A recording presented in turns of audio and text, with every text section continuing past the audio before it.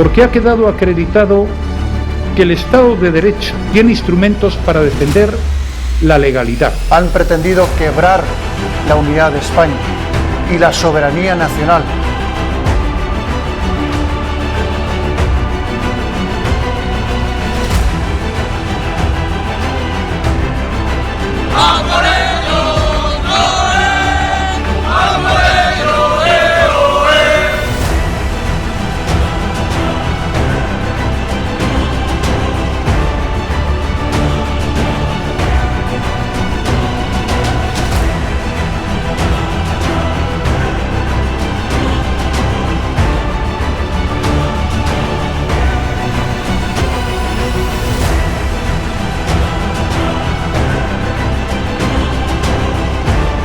La ley de amnistía no solo perdonaba a los presos políticos demócratas, sino también a sus verdugos.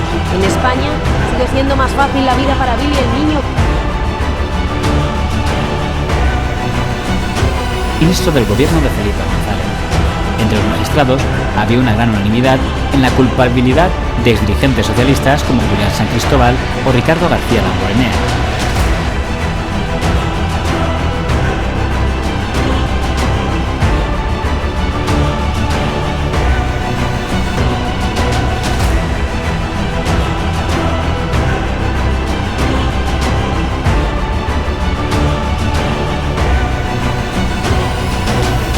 A Billy el Niño libre y a Martín Villa condecorado.